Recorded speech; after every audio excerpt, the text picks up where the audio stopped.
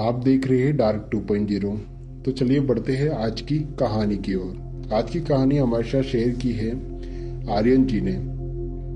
तो चलिए सुनते हैं आर्यन जी की कहानी। बारिश की रात थी। घड़ी में लगभग 11:48 बजे थे। भोपाल से करीब 55 किलोमीटर दूर बसे बरखेड़ा गांव की ओर जाने वाली सड़क लगभग सुनसान थी। सड़क के दोनों तरफ घने पेड़ थे जिनकी टहनियां तेज हवा में ऐसे ही हिल रही थी जैसे कोई उनका पीछा कर रहा हो। आर्यन, जो यूट्यूब के लिए डरावनी जगहों पर वीडियो बनाता, अपने कैमरे और टॉर्च के साथ गांव पहुंचा। जैसे ही उसने गांव के पहले चाय वाले से पूछा, भैया पुरानी ठाकुर हवेली किधर है? चाय वाले के हाथ से गिलास गिर गया। कुछ सेकंड तक वह आर्यन को देखता रहा, फिर धीरे से बोला, बेटा रात में वहां मत जाना, क्योंकि वहां रहने वाले अब इंसान नहीं हैं। गांव के बुजुर्ग बताते थे कि करीब 70 साल पहले उस हवेली में ठाकुर हरि सिंह का परिवार रहता था। एक रात अचानक पूरी हवेली में आग लग गई। कहते हैं अंदर मौजूद किसी भी व्यक्ति की लाश कभी नहीं मिली, बस राख और दीवारों पर हाथों के निशान। तब से हर अमावस्या की रात वहां से रोने की आवाजें आती है। रात के करीब 12 बजे थे। आर्यन हवेली के बड़े लोहे के गेट तक पहुंच गया। गेट अपने आप चूं की आवाज में खुल गया। अंदर घना अंधेरा था, टूटी हुई खिड़कियां थी, जंग लगी बालकनी और बीच आंगन में सूखा कुआं। उसने कैमरा ऑन किया। दोस्तों, मैं अभी मध्य प्रदेश की सबसे डरावनी मानी जाने वाली इस हवेली के अंदर हूँ। इतना बोलते ही कैमरे की स्क्रीन अपने आप बंद हो गई। मोबाइल में नेटवर्क नहीं था।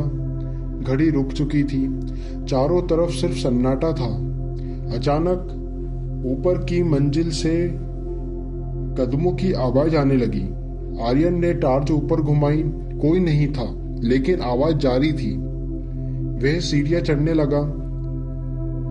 दूसरी मंजिल पर पहुंचते ही उसे एक पुराना कमरा मिला। कमरे का दरवाजा आधा खुला था। अंदर एक लकड़ी की कुर्सी अपने आप हिल रही थी और दीवार पर कोयले से लिखा था, वापस चले जाओ। आर्यन मुस्कुराया, शायद किसी ने प्रैंक किया।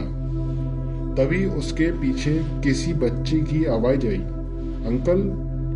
वह पलटा, कोई नहीं था। फिर वही आवाज, इधर।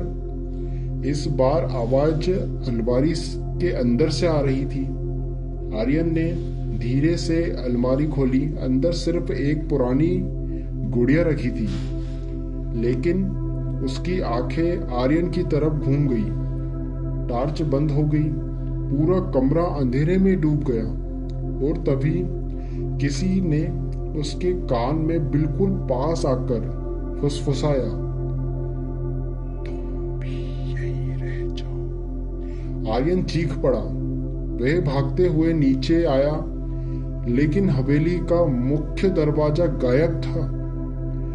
अब वह सिर्फ दीवार थी।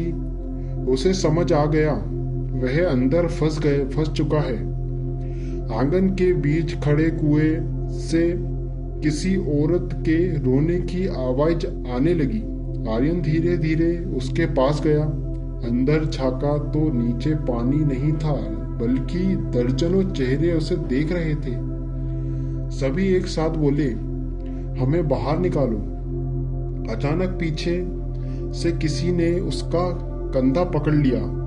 एक बूढ़ी औरत खड़ी थी, सफेद साड़ी में, सफेद बाल और बिना पलक झपकाए उसे देख रही थी। बहुत देर कर दी आने में। आप कौन हैं? मैं इस हवेली की आखिरी रखवाली करने वाली हूँ। यह क्या हुआ था यहाँ पे? बूढ़ी औरत बोली, आग किसी हादसे से नहीं लगी थी। फिर लालच से उसने बताया कि ठाकुर ने गांव वालों की जमीन छीन ली थी। गांव वालों ने बदला लेने के लिए हवेली में ही आग लगा दी, लेकिन उन्हें नहीं पता था कि अंदर छोटे बच्चे भी थे। उनकी आत्माएं आज तक मुक्त नहीं हुई। इतना कहते ही बूढ़ी औरत गायब हो गई। उसकी जगह राख का ढेर पड़ा था।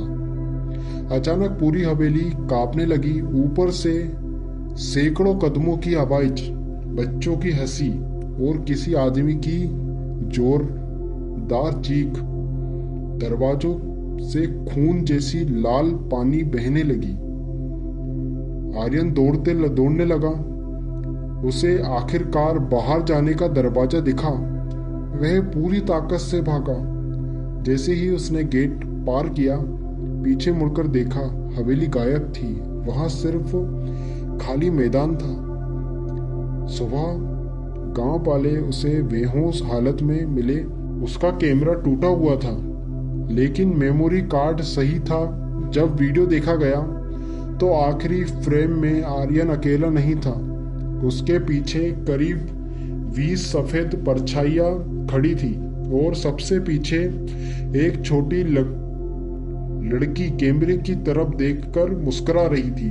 आर्यन ने उस दिन के बाद कभी भी भूतिया जगह पर वीडियो बनाया हमेशा के लिए बंद कर दिया। लेकिन आज भी जब वह रात में सोता है, उसे वही आवाज सुनाई देती है, अंकल वापस आ जाओ। और उसके कैमरे में दरवाजे पर हर अमावस्या की रात 3 बार दस्तक होती है।